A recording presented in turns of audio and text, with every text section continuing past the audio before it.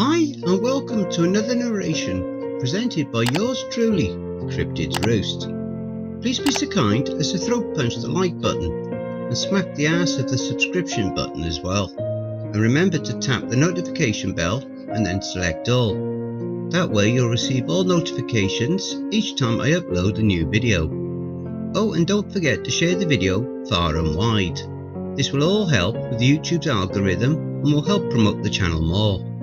If you enjoy listening to the following story, be sure to pop over to the author's Reddit profile and drop them a line, or even give them a glowing review.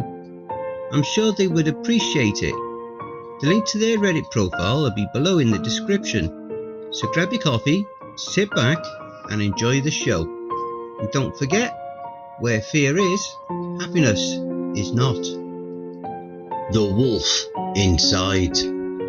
This awesome story is written by HeadOfSpectre, a wonderful author over on Reddit's Library of Shadows subreddit. I dream about Robin almost every night. Together we walk through the woods tracking deer or elk. In the darkness I can see her looking back at me and smiling. I remember that smile so clearly. I see her reaching out to take my hand, and I can't help myself but reach out. I can feel my fingers brushing against hers. I can see her gentle smile as her eyes meet mine, and then I hear it, the crack of a distant gunshot. I see her eyes, wide and lifeless. Her face is dirty, and she lies naked in the mud. The same way she looked the very last time I saw her, and then I wake up. It's been 2 years since I lost her. 2 years that I've been trying to find my way without her. It hasn't been easy. Loss is a hell of a thing. If you've never experienced it, I envy you. The pain never really goes away, and I still couldn't tell you how to handle it. Me? I drown it with everything I can possibly can. Some nights I need a drink. Some nights I need to get laid. Most of the time I hunt. It's nice to have a task of some sort to occupy my mind. I'm a hunter by nature. I've always loved the thrill of the chase, and I've always been good at it. Even without the wolf inside of me, hunting is in my blood. The wolf just makes it easier, more enjoyable, and when the moment of the kill comes, it makes the taste of fresh blood all the sweeter. I used to go out alone right after Robin died. I'd head out after the sun went down and let the wolf out, although it was never the same without her. Once upon a time, the hunt was something we shared. In the darkness of the night, she and I would venture off into the woods, smiling and whispering to each other. When we were away from the town, we'd turn and then we'd run, chasing animal scents. We were our own little pack, our own little family. It was perfect. Then I lost her. Fate can be cruel like that. The hunt is the only thing I've got left, the only thing I can hold on to that I used to share with her. It's not something I'm keen to ever let go, but doing it without her just felt empty, hollow. Hunting as a wolf is such an intense experience. Nothing else really compares. I have friends I often go out with, people who don't know what I am. It's a shame I need to hide that from them, but werewolves don't exactly have a great reputation. We wait with our rifles and use our callers to lure prey. It's still enjoyable, but there's no chase. The rush isn't quite the same. Shooting a buck from a distance couldn't possibly compare to the primal thrill of ambushing it and ripping into it with claw and tooth. Regardless, I work with what I've got, and I'm happy to at least have that. Hiding what I really am is a fair enough trade-off for holding on to what I love and having decent company to do it with. I don't get to let the wolf out as often as I'd like. These days I'm lucky if I get to turn a couple of times a month, if that. life gets in the way more often than not, and as much as I love the chase, I've learned to be careful. Werewolves aren't quite as resilient as some legends would claim. You don't need a silver bullet to kill one. I started my Sunday morning the same way I had too many times before. Slightly hungover and in a stranger's bed at the university dorm. I vaguely remembered the kid asleep beside me. Cute, blonde, and probably 5 years younger than me. I made a point not to wake him up as I got out of his bed and gathered up my clothes. It was early enough that nobody would probably notice me slipping out of the residence hall. I'm a little ashamed to admit that it wasn't my first time doing so. I was hungry, and since my life was already a disaster, I figured I couldn't do any more harm by stopping by the diner just across the street for breakfast. I ordered my usual 3 over-easy eggs with a side of sausage, pea meal and rye toast with a black coffee. The sky was just starting to light up as dawn broke, and I figured I had time to head back home and sleep in my own bed for a few hours before having to deal with the day. Then of course my phone buzzed with an incoming call. The name on the display read MJ, and I almost didn't want to answer it. MJ Montgomery used to just be the girl at the record store to me. I can't remember how we'd gotten onto the subject of dead spouses, but it was something we had in common. I'd lost Robin and she'd lost her fiancé. People bond over the strangest things. She'd coped a little better than I had over the past years, and a bit. I had some suspicions that she and her housemate Shelby had a thing going on, but I was never quite sure. Either way, she made it her personal mission in life to check in on me every few days. It's not like I hated it, but every now and then it grated on me just a bit. "Hey MJ," I said as I answered the phone. I didn't ask how the hell she knew I was even up at that hour. "Up late last night?" she asked. There was a hint of wryness in her voice, as if she knew what I'd been up to. "Might have been. What are you, psychic now?" "No, but I saw you at the college bar last night. Just wanted to make sure you got back okay. You looked pretty toasted." "Yeah, I'm fine," I murmured before a thought crossed my mind. "Wait, what were you doing at a college bar?" "I went to grab a drink with a friend. You look busy, so I didn't want to bug you. You sure you're doing alright?" I picked up the probing tone in her voice and didn't like where this was going. She'd probably seen me chatting up some guys and had spent the night worrying I'd do something dumb. She'd been half right. "I'm getting by," I said, rubbing my temples. Our little chat wasn't doing wonders for my hangover. "Sorry MJ, I've got to run. I'll stop by later and say hi, alright?" I let her get in a quick goodbye before I hung up. She was sweet, but I could have done without her doting. I finished up with my breakfast before heading home. It was a bit of a hike from downtown, but I didn't mind it. I figured the fresh air might do me some good. I'd hardly made it halfway down the block before the scent hit me. A scent I knew, but not one that I'd smelled very often. Another wolf. Not one that I'd recognise either. I stopped dead in my tracks, taking in the morning air. Whoever it came from, it wasn't close. But Tevham Sound is surrounded by dense forest. Not a bad hiding spot for a werewolf. The scent lingered in the air for a moment, and some primal instinct of mine demanded I follow it. If I could smell another wolf, there was no doubt that they could also smell me. Any lingering thoughts of sleep I had vanished pretty damn quickly. But I am the only werewolf in Tevham Sound. A new scent was a big deal. Exactly what it meant I couldn't quite say, but it had my undivided attention. I had met with other werewolves before, aside from Robin. Back in the day, she and I even hunted with some of them, but it had been a while since one passed through town. I won't lie, it did excite me a little bit.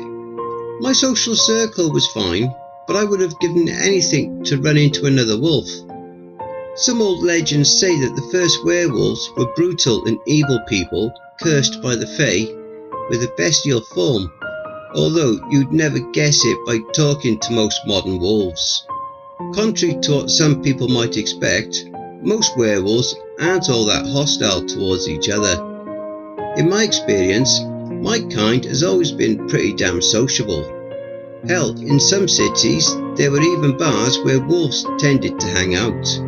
At a glance, they looked like any ordinary establishment, and you'd never expect the patronage was bound by their shared inclination to turn into giant bipedal wolves. I was lost in thought as I made my way home. The smell was faint, but still present, and I was sure it was getting stronger as I got closer to home. Robin and I had owned an old farmhouse on the edge of town. It was a bit pricey to keep, but it had run in her family for years.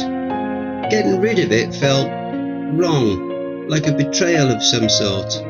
Walking up the dirt road, the smell was strong. The other wolf had been there, looking for me, perhaps. It didn't seem as if he was still around. The smell was too weak, but there was something else there, something dead. I paused and looked over towards the tree line. I couldn't see anything at a glance, but I knew that something was there. It was close. I trudged through the grass and into the forest. The smell got stronger. A fresh kill. Not just any kill either. This was a bear. I smelled it long before I saw it. It lay in a heap on the ground, its stomach torn open. Its entrails were spewed out among the weeds. It couldn't have been dead for more than half an hour or so. I could still smell the scent of the other wolf on its fur. No doubt they had been the one to do this. I scanned the trees around me, looking for movement, but I saw nothing. It was just me and the bear, well enough alone. I huffed before taking a step back from the dead animal, studying it and trying to figure out why it had been left for me. If this was some kind of threat or warning, it felt anemic. If I'd been trying to threaten someone, I wouldn't considerately leave a fresh bear in the woods by their house. I'd put its head on their porch. No, this felt more like some sort of offering or a gift. Placed somewhere I'd smell it without coming onto my territory. The other wolf knew where I was, and this was their means of reaching out. It was a little crude, but they certainly had my attention, and I had lunch. I hadn't taken many days off from my job at the quarry since Robin had died, so I had plenty of time saved up to investigate.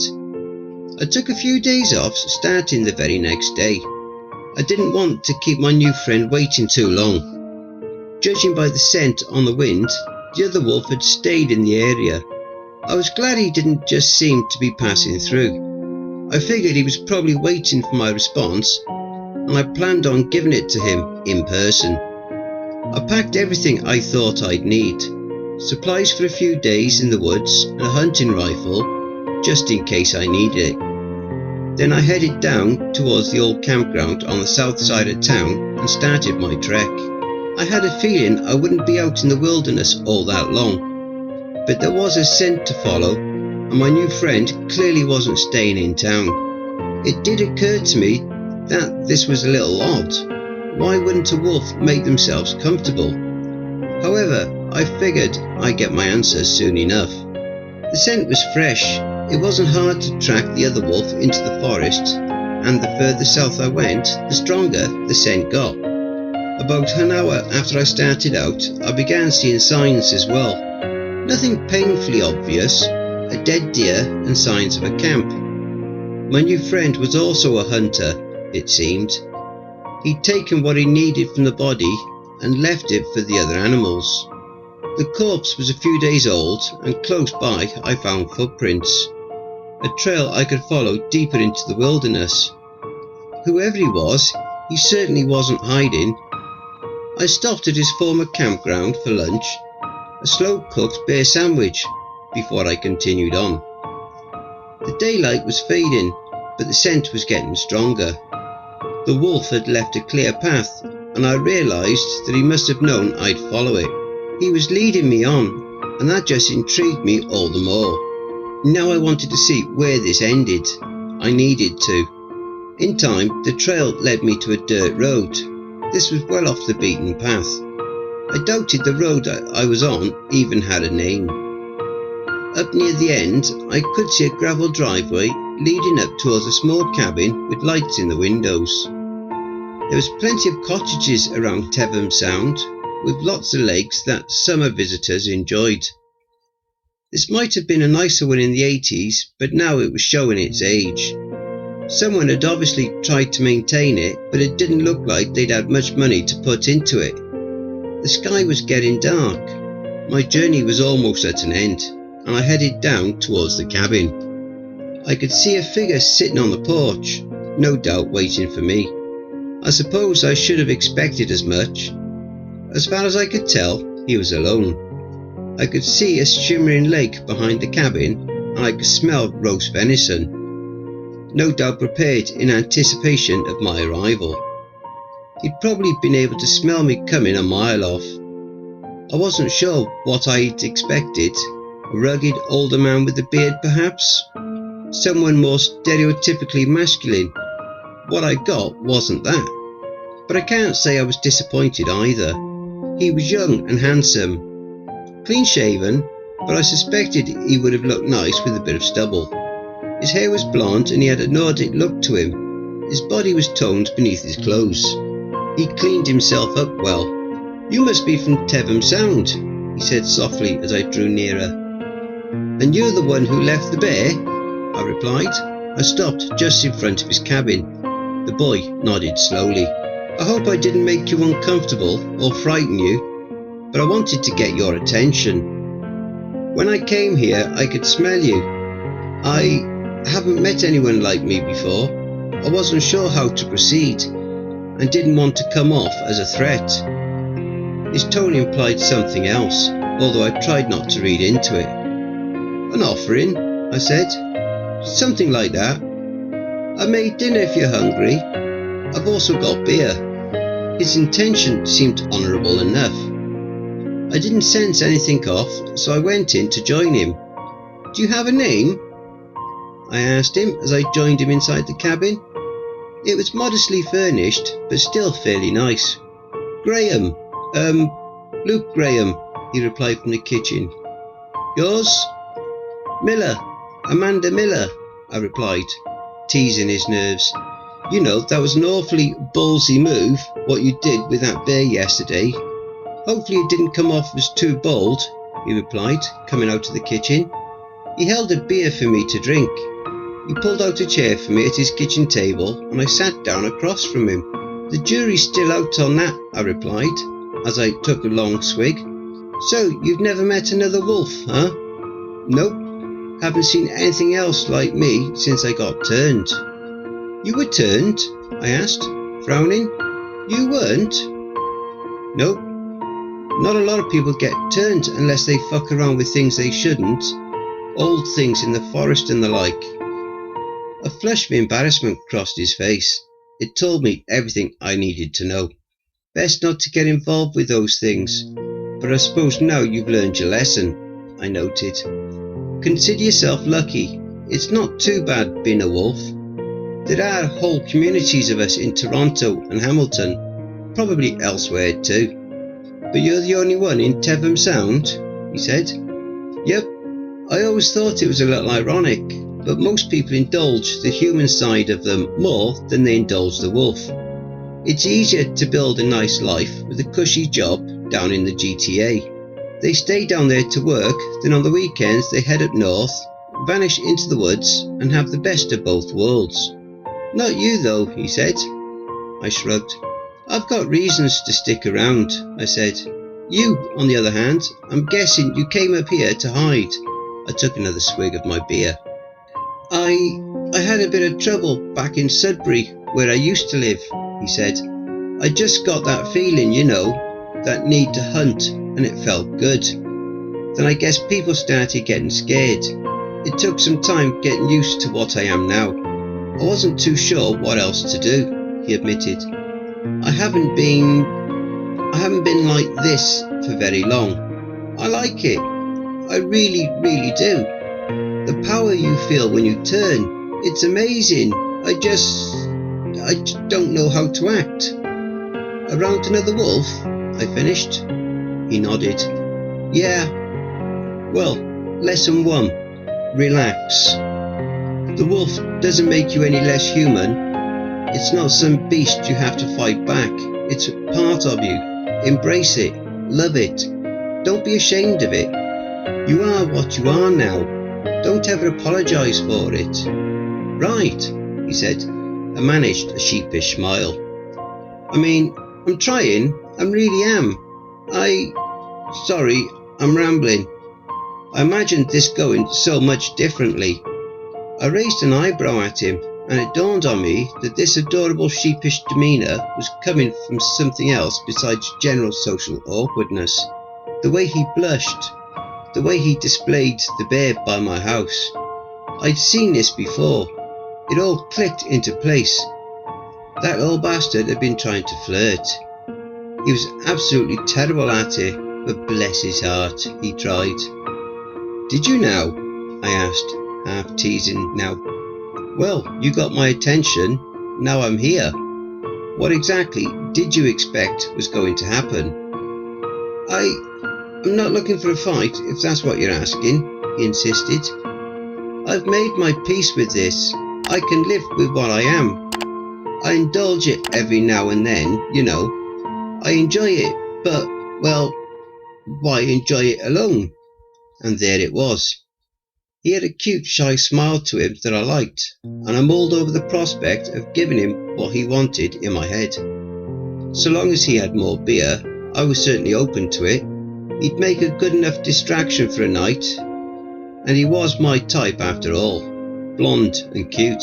I polished off my beer in silence, and he watched me intently, unable to hide the slight blush that had dusted his cheeks.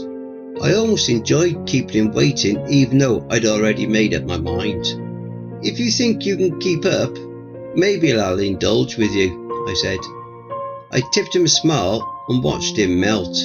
He tried to smile, the confident smile of some dumb, horny 20-something who thought he could take on the world. I think I can, he said, and it was the first thing he said to me that he sounded entirely sure of. The sex was incredible. I hadn't expected such a meek little bastard to be so rough. Graham had that insatiable stamina I've come to enjoy from men like him, and I suspect the wolf in him only served to amplify that. I hadn't been with another wolf since Robin, but Graham had an energy to him that I outright adored. He almost kept up with me. To say that I enjoyed that odd little booty call would be an understatement, but at the moment I still didn't see as anything more than it was.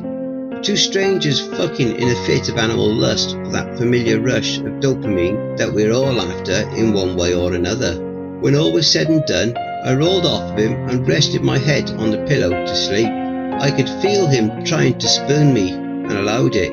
If he wanted to pretend this was something meaningful for a night, who was I to stop him? Either way, I found what I was looking for, and I'd be gone in the morning. End of story. I'm not quite sure how long I slept for, longer than I wanted to be sure. I know that I tossed and turned, but that's to be expected. I hadn't slept easy in 2 years, and another hedonistic night of sex and alcohol wasn't going to change that. I still dreamt about Robin. I still saw her face, her gentle blue eyes and flowing blonde hair. I felt her touch on my cheek in the moonlight and saw her smile before I woke, clutching the pillow close to my chest. I curled into a ball and I could hear Graham's voice in the distance. His hand was on my shoulder, shaking me gently. Amanda, he asked. Amanda, are you okay? I felt my muscles tense as I grounded myself into reality again.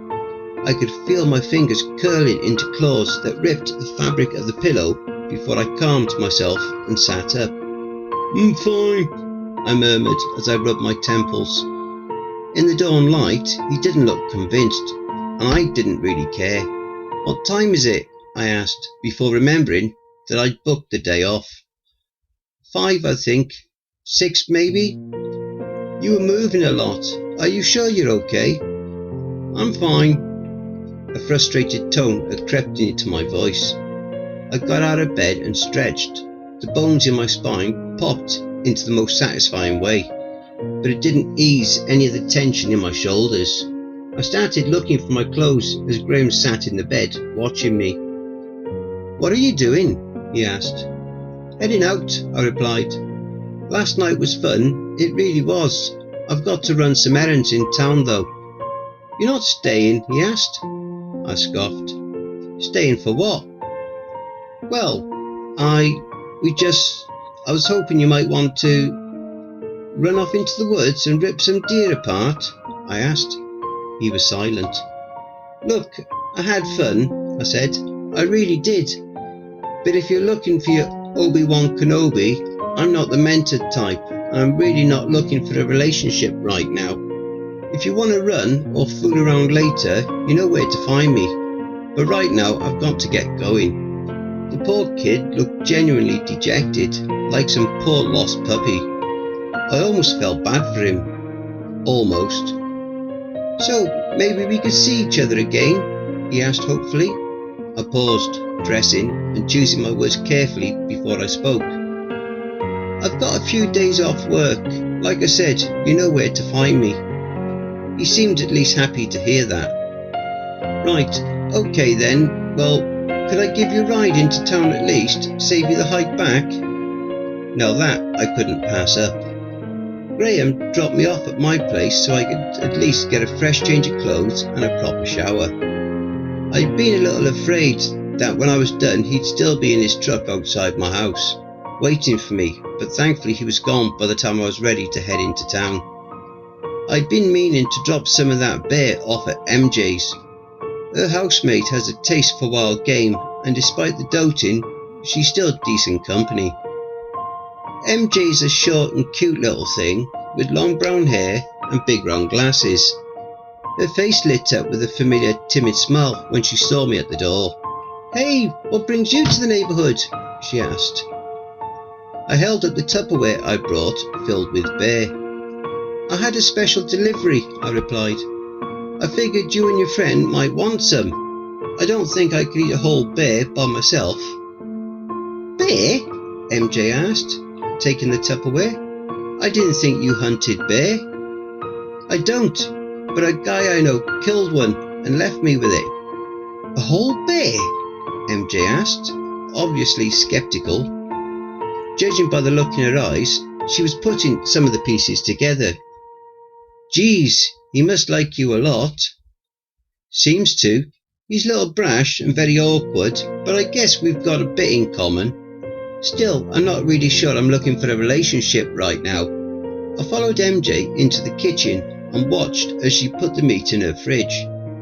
She took out a pitcher of lemonade and poured us both a glass while I grabbed a seat at the counter. You tell him that? She asked as she brought me my glass. Of course, he took it well enough. Are you going to see him again? That was the $1,000,000 question, wasn't it? Maybe. We'll see. I took a sip of lemonade and listened for any movement upstairs. Shelby didn't seem to be around. Well, I think you should. You said you've got a lot in common, right? Maybe it'd be good for you, you know, having someone you can relate to. I just said I'm not looking for anything, MJ. Who says it has to be anything? I just think that maybe it'd be good for you to just sort of have someone, you know. You don't have to date them, but I don't know. You always seemed kinda aimless. I hummed in response as I stared at my lemonade. I suppose MJ had a point. Truth be told, it kinda worries me. I mean, I get it. Back when I lost Nathan, I kinda just buried it all for a bit. Then when I couldn't do that anymore, I really didn't know what to do with myself. If I hadn't met Shelby, I don't know how I would have handled it. It was nice to have someone around though, and I think it might help you too. You're dating again? I warned her, half teasing. Sorry, she said, offering a small apologetic smile. I gave her an affectionate nudge before emptying my cup and mulling over what she'd said. It wasn't the first time I've wondered if she'd had a point, but something about her tone. It got me thinking. I'd met Robin on a hiking trail in Hamilton when I was about 18. I'd grown up in a rough part of town, and I'd been hanging with the crowd there ever since I was a kid. Every weekend we'd get drunk, ride down to the forest and let the wolf out. We'd tear through the woods, hunting fresh meat and ripping it to shreds. We'd never killed anyone, God no, but every now and then some of us liked to spook the locals. I did it a little more than most, mainly because I thought I had something to prove. I'd leaned into my reputation as the crazy, fiery redhead of the group, and I probably would have kept doing that until one day one of those hikers I'd startled fall back. One moment I'd been staring down some cute blonde going for a walk, and the next I was staring down an 8-foot wolf who'd knocked me on my ass. I'd run off whimpering and scared for my life for the first time. I'd expected she'd chase me, but nope. Soon as I was out of sight, she vanished. I ran into her again at a bar a few weeks later, and the moment our eyes met, I knew she'd recognise me. I expected her to get mad or something, but instead she just smiled at me, came over and said, "Hope I didn't spook you too hard, pup." I never thought that would be how I met the love of my life, but that it was. When Robin came into my life, everything changed. Life stopped being about the thrill. She showed me that it could be quiet, simple and beautiful. If it weren't for her, I don't know who I might have become. Some of the folks I used to run with got pulled down after going too far. One of them killed a human, another got hit by a truck, things like that. It's not any way for a wolf to die. For so long, Robin had grounded me. She'd been my better half, and when she died, she took away the best of me. I would have given anything to get it back. "Why don't we head out for the night?" I'd said to Graham. I'd stopped by his cottage again. The day after, I'd talked to MJ. We'd fucked and were relaxing in the afterglow when I said it. "Out?" he asked. "Like a hunt?" "Yeah, why not?" I looked over at him and his eyes had lit right up. Yeah, I'd love to," he'd said, and I'd gotten out of bed. I didn't bother dressing myself and just waited for him to follow. The sky above was beautifully dark, and looking into it, I exhaled as I unleashed the wolf. It felt so good to set it free again. Beside me, I could see Graham changing as well. He scampered about like a puppy, grinning from ear to ear. His eyes never left me. We both picked up the scent of some nearby deer almost immediately, and I led the charge. We closed on them quickly, prowling through the brush. He was clumsy, but he followed directions. When I motioned for him to stay put, while I circled around them to run them into him, he seemed to understand. The deer looked up once or twice at the sound of a rustling brush, but they weren't spooked enough to run. Not until I wanted them to, at least. When I leaped out from the brush to startle them, they were already dead. I'd done this 100 times. The moment the deer saw me, they bolted and ran right into Graham. He sprang from the brush and caught one of the fleeing deer, a doe, by the throat. With overwhelming strength, he slammed it against the dirt and sank his teeth into its throat, damn near decapitating it with the sheer force of his bite. His claws dug into the body, crushing its ribs, and it took me a moment to realise that the poor thing was still alive, for the time being at least. It wouldn't last much longer, bleeding out into the dirt. I'll admit, I hadn't expected that much enthusiasm from him. Most wolves usually weren't so aggressive, but I chalked it up to adrenaline. The deer's companions ran off, but I let them go. We had our prey. Graham and I ate well that night. We hauled that deer back to his little cabin, and I showed him how to take it apart properly. I couldn't remember the last time I'd had so much fun, and if it had never stopped, maybe I would have been happy. Hunting with Graham became my new pastime for the next month or so. Every weekend, he and I would race through the woods, sometimes never changing back until we had to return to civilization. During my weekdays, I'd work at the quarry. Sometimes he'd come over afterwards and we'd sit and talk.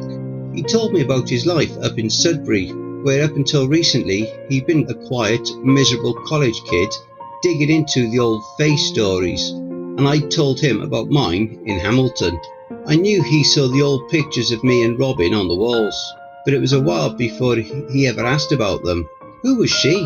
The question had come out of nowhere on a quiet Thursday night, and it derailed my train of thought. Sorry, I didn't mean to... It's okay if you don't want to talk about it.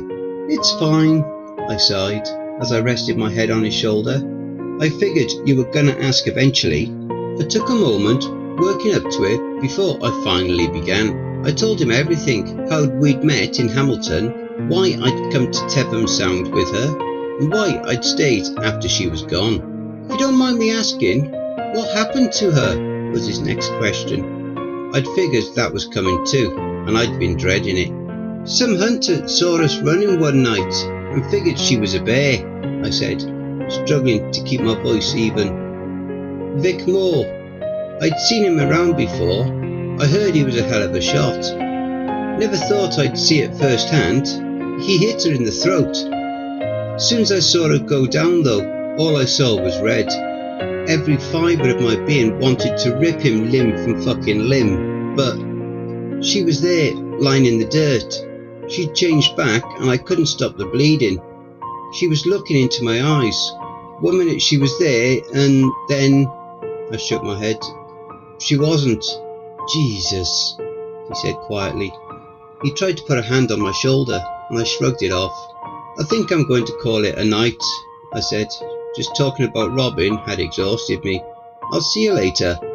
Graham tried to stammer something, but I really didn't pay much attention to it. I just wanted to be alone for a while. It was Saturday when Graham called me next, a few days after I told him about Robin. As tough as that night had been, my mind was in other places as I drove down to his cabin. If anything, I'd say I was in a good mood and looking forward to enjoying that weekend, just as I had the last few I'd spent with him. Graham was waiting for me out front of his cabin when I pulled up, which I found just a bit unusual. He looked like an eager puppy as I got out of my car and even came down to greet me with a kiss. Today my birthday or something? I asked, half joking. Something like that. I was thinking about what you said the other night, so I got you a present. My eyebrow raised. A present? I repeated, although before I could say anything more, he took me by the hand and pulled me towards the woods. Come on, you're gonna love it.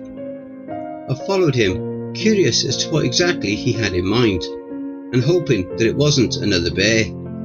I hadn't even finished eating the last one yet. As he led me through the woods, I picked up the scent of sweat and fear. It wasn't long before I saw his present, and when I did, I couldn't take another step forward. I hadn't said a word to Vic Moore ever since I'd lost Robin, but I never wanted to see him like he was then. His arms were bound above his head and his body was lashed to a tree. His eyes were wide with terror as he struggled to get free and tried to scream through the rag stuffed into his mouth. What do you think? Graham asked cheerfully. I found him. Vic Moore, the guy you told me about. I stayed frozen to the spot, staring at him before looking back at Graham. What the hell is this? I asked. You said he's the one that killed your wife, didn't you? He asked. I can see it all over your face, Amanda. I know that what he did hurt you, and it hurt you badly. I love you, I really do, and I don't want you to live with that pain anymore. So I thought, maybe if I make you feel better, to get some closure. Closure? I asked. It took a moment before my brain registered what he was talking about. No! Jesus, Graham, no! Why not? You said he's the one that killed her. You said you wanted to tear him limb from limb. There's no one here but me. We can do it together. I could even cut him loose and we could hunt him down if you wanted. No, Graham, just let him go. He blinked, looking back at me with genuine confusion. Why? Why? I couldn't believe what I was hearing. Because we're not fucking murderers. No, we're better than them. Better than him. You told me that the wolf is part of us, to embrace it, love it, and not be ashamed of it. You said that we are what we are and not to ever apologise for it.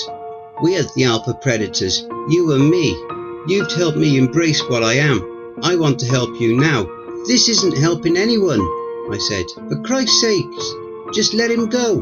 Graham's eyes remained locked onto mine, still confused. Then a new look came over his face.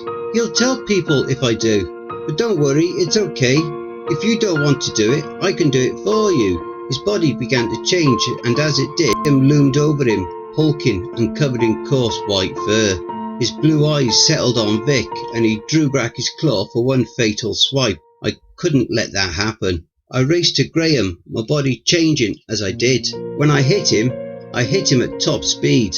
We hit the ground hard, and he looked at me, still confused.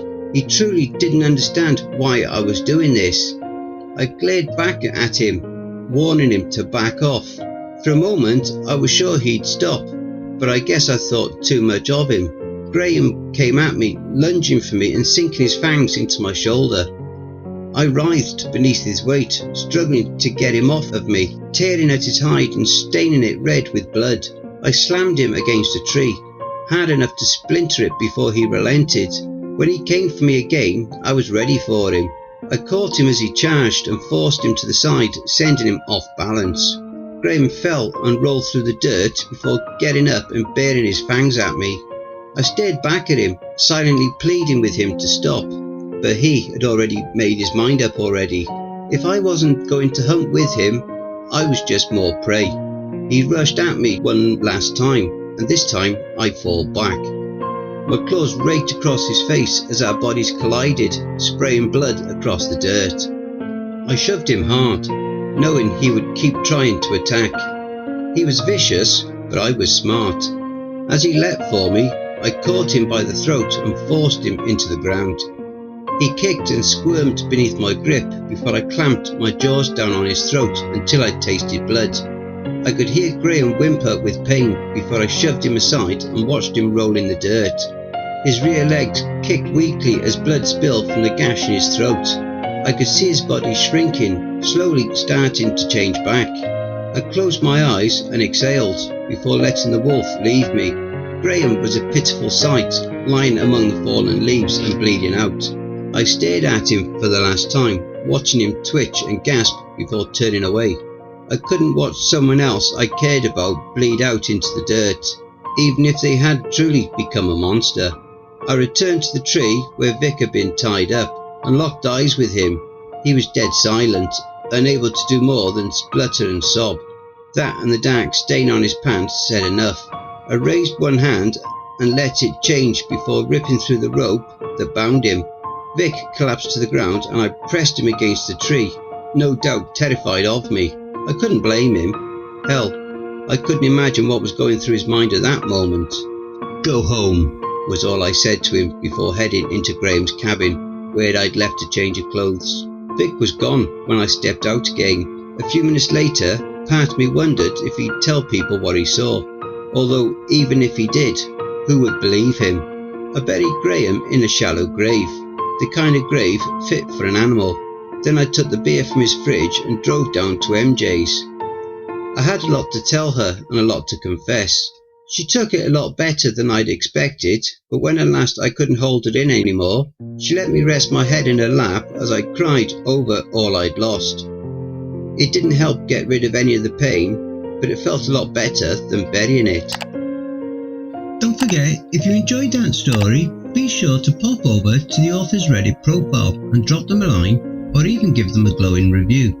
I'm sure they really would appreciate it. The link to their Reddit profile will be below in the description. Don't forget to check out the merch store. The link will be in the description and also in the video thumbnail. And if you'd like an honourable mention, send in a snapshot of yourself with your purchase and I'll feature it in one of the videos. Have you written a creepypasta story you would like me to narrate? Have you had any cryptid sightings, paranormal or supernatural encounters, or even had a creepy or terrifying situation you would like to share? Well, I now have my very own subreddit community where you can submit your stories. The link for that is also in the thumbnail as well as below in the description. You can submit your stories there, or you can send them to cryptidsroost@gmail.com.